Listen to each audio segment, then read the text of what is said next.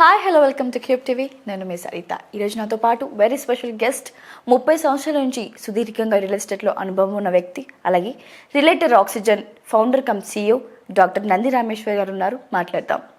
నమస్తే సార్. నమస్తే సార్, నిన్న ఏపీ గవర్నమెంట్ శ్వేతపత్రంని రిలీజ్ చేసింది. సో దాన్ని బట్టి ఏం ఇన్ఫర్మేషన్ ఇచ్చుంటారు సార్ మీ ప్రకారంగా?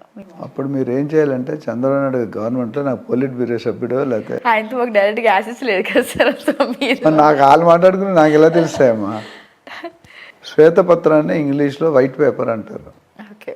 అమరావతి అనుకోకుండా గత 5 సంవత్సరాల్లో పాతాళ లోకం గెలిపోయింది. అది అందరికీ తెలియకుండా పోయింది. ఫస్ట్ టర్మ్లో చంద్రబాబు నాయుడు గారు 5 ఇయర్స్లో మంచి ప్లానింగ్ చేసి ఇక్కడ సెక్రటేరియట్, ఇక్కడ గవర్నమెంట్ ఆఫీసర్స్, అక్కడ అది గవర్నర్ బంగ్లా లేఅవుట్, సింగపూర్ ఆర్కిటెక్టు అన్నీ బాగా ప్లాన్ చేసుకున్నారు. కానీ అమలు పరిచే టైంకి గవర్నమెంట్ కూలిపోయింది, పడిపోయింది. సో అది ఎక్కడ వేసిన గొంగలు అక్కడే ఉంది. అది ఎక్కడికి ముందు జరగలేదు. 30,000 రైతులు దాదాపు అనుకుంటుంది ల్యాండ్ పూలింగ్ ఇచ్చారు రఫ్గా, 29,000 ప్లస్. ఇప్పుడు వాళ్ళందరూ 1,500, 1,600 రోజులు ధర్నా చేశారు, మనకు తెలిసిన మ్యాటర్. కానీ అప్పటికీ ఏమీ అవ్వలేదు. సో నాకు తెలిసి మొన్న ఎప్పుడో విలేకరులు మాట్లాడుతున్నట్టు అడిగారు మాట, సార్ అమరావతి ఎన్ని సంవత్సరాలు కడతారు, ఎంత అమౌంట్ పడుతుంది? అప్పుడు ఆయన ఏమన్నాడు తెలుసా? నువ్వు ఇక్కడ వచ్చి చెప్పబోయే ఆన్సర్ అని చెప్పాడు. ఆయన చంద్రబాబు లైవ్ చూశాను నేను. సో అంటే ఆయన ఏమన్నాడంటే, ఇప్పుడు నీ స్టేట్ ఏ పరిస్థితి ఉందో నాకే తెలియదు, నేనేం చెప్తాను మీకు? ఎన్ని అప్పులు ఉన్నాయి, ఎన్ని తెలిసిన అప్పులు ఉన్నాయి, ఎన్ని తెలియని అప్పులు ఉన్నాయి అన్నది ఇంపార్టెంట్. సో ఎన్ని లావాదేవీలు ఉన్నాయి. అంతకుముందు కూడా ఒకసారి చెప్పినట్టున్నాను. వాస్తవాలు ఏంటంటే ఆంధ్రప్రదేశ్ గవర్నమెంట్ 12 లక్షల కోట్ల అప్పు ఉంది. తెలంగాణకు 6 లక్షలు అంటే మన పెద్ద ఆయన ఏజ్లో చిన్నాడు, ఆయన ఏజ్లో పెద్ద. సో ఏపీకి 12 లక్షలు, తెలంగాణ సరి సమానంగా పంచుకున్నారు 6-12. సో అది అయిపోయిన తర్వాత జగన్మోహన్ రెడ్డి గారు ఇచ్చిన కమిట్మెంట్స్కి దాదాపు సంవత్సరానికి సంక్షేమ పథకాలు ఏవైతున్నాయో 80,000 కోట్లు కావాలి సంవత్సరానికి. చంద్రబాబు నాయుడు గారి మేనిఫెస్టోలో 1,20,000 కోట్లు కావాలి సుమారు. రెండూ కలిసి మీకు 2 లక్షల కోట్లు ప్రయాణం. 5 సంవత్సరాలు 10 లక్షల కోట్లు. అప్పు ఎంత ఉంది? 12 లక్షలు, 22 లక్షల కోట్లు. ఈ మిగతా 5 సంవత్సరాలు గవర్నమెంట్ నడపడానికి 5-6 లక్షల కోట్లు, అంటే 30 లక్షల కోట్లు కావాలి. చంద్రబాబు నాయుడు దగ్గర -0లో ఉన్నారు. సో దానికి ఆయన ఏం చేశాడంటే, ఈ సీఎం అయిన కొన్ని రోజుల దగ్గరండి కొద్ది అధ్యయనం చేసి మినిమం రఫ్గా మన ప్లాన్ ఏంటి, మనం ఇప్పుడు ఏ స్టేజ్లో ఉన్నాం, ఏ స్టేజ్కి వెళ్దాం అనుకుంటాం, దానికి కావాల్సిన పరికరాలు, రిసోర్సెస్, వనరులు ఏంటి అనేది దాన్ని శ్వేతపత్రం రూపంలో రిలీజ్ చేశారు. ఆయన ఏమంటారంటే 2.5-3 ఇయర్స్లో అమరావతి బిల్ట్ అయిపోతుంది అంటున్నారు. అయిపోతే వెళ్ళండి. నేను ఆంధ్రాలో పుట్టాను, గుంటూరులో చదువుకున్నాను, తెలంగాణలో సెటిల్ అయ్యాను, ముల్కీ తెలంగాణ. కానీ ఇప్పుడు హైదరాబాద్లో మీరు చూసుకుంటే రియల్ ఎస్టేట్ పెరగడానికి 60-70 సంవత్సరాలు పట్టింది. స్వతంత్రం వచ్చిన దగ్గర మనం హైదరాబాద్ డెవలప్ చేస్తూనే ఉన్నాం. స్టిల్ అవుతూనే ఉంది, అవుతుంటుంది. TRRR అన్నా, ఇంకా తర్వాత ఫార్మా క్లస్టర్స్, శాటిలైట్ టౌన్షిప్స్ అని. కానీ అమరావతికి -0లో ఉన్నాం, ఏమీ లేదు. అమరావతి అనే పేరు. రామోజీరావు గారు మన ఎక్స్పైర్ అయ్యారు. ఆయన కూడా చాలా డీటెయిల్డ్ సర్వే చేసి రిపోర్ట్ ఇచ్చారు. అందుకని ఆయన విగ్రహం కూడా పెడతామని ఏదో మన న్యూస్లో ఎక్కడో విన్నాను. ఇప్పుడు కావాల్సిందంటే అమరావతికి ఫండ్స్ కావాలి. ఫస్ట్ ఐడియా ఎంత ఉన్నా, ప్లాన్ ఎంత ఉందా, ఎంత సీనియారిటీ ఉన్నా, డబ్బు, ధనం ఇదం మూలం. డబ్బు లేకుండా ఏమీ జరగదు. ఇప్పుడు ఆయన ప్లానింగ్ అంతా ఈ శ్వేతపత్రంలో ఏం చెప్పారంటే, ఇది నా ప్లాను, ఇది ఇక్కడ ఇది వస్తుంది, ఇక్కడ ఇది వస్తుంది, సీడ్ యాక్సెస్ రోడ్ ఇది, హైకోర్టు ఇక్కడ వస్తుంది, గవర్నర్ బంగ్లా వస్తుంది, ఎంత ఫండ్స్ కావాలి, ఏ సిటీకి ఎంత కావాలి అనేది ఏదో క్లారిటీ తెచ్చుకున్నారు.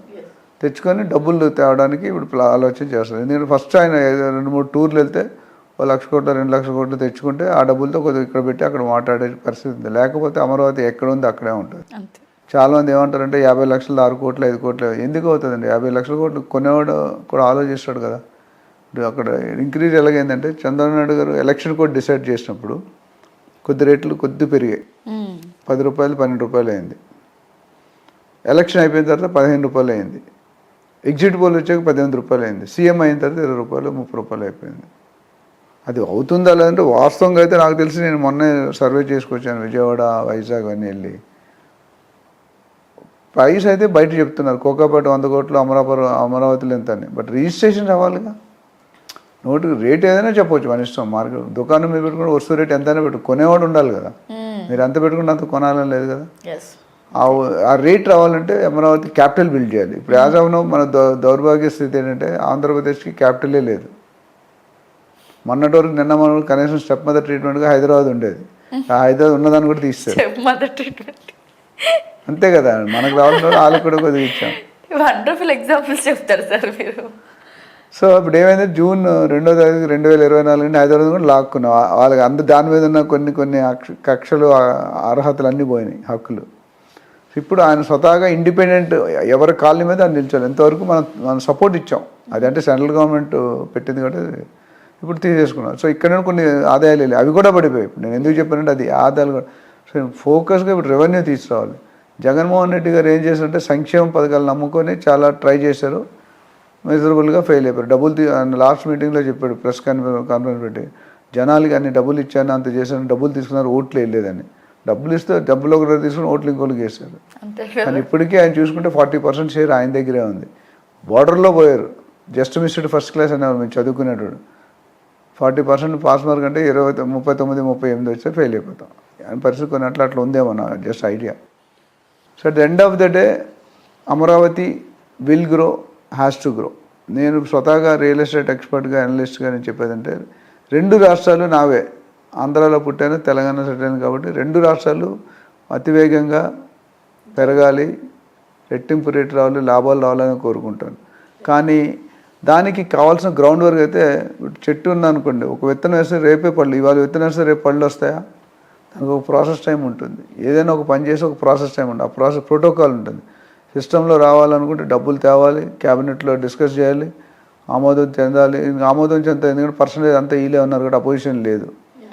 కానీ తర్వాత కూడా టెండర్స్ పిలాలి, special technical bid, commercial bid evaluate చేయాలి, టెండర్ అవార్డ్ చేయాలి, అడ్వాన్స్ రిలీజ్ చేయాలి, వర్క్ జరగాలి, క్వాలిటీ మానిటర్ చేయాలి. సో ఇది ప్రోటోకాల్.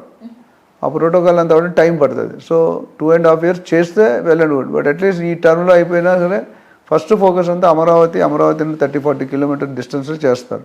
అక్కడ కొన్ని ఏరియాలు ఉన్నాయి. ఇప్పుడు Dondapadu, Bodipalem, seed access road, Velagapudi, Venkatapalem, diamond ring, Thullur, border నుండి చివరి వరకు ఆల్మోస్ట్ 15-20 వేల నుండి 50-60 వేల దాకా వేరీ అవుతున్నాయి రేట్లు. సో ఇప్పుడు అది డెఫినెట్గా పెరుగుతుంది. ఒకసారి ఇక్కడ ఇన్ఫ్రాస్ట్రక్చర్ చూపించి బిల్డ్ చేస్తే డెఫినెట్గా పెరుగుతుంది. ఇమీడియట్గా అయితే కొద్దిగా వెయిట్ అండ్ వాచ్ అన్న సీన్లో ఉన్నారు ఇన్వెస్టర్స్ ఎవరు కూడా. So we wish that they have to really come out of the problem and grow very fast. Thank you, sir. Thank you so much.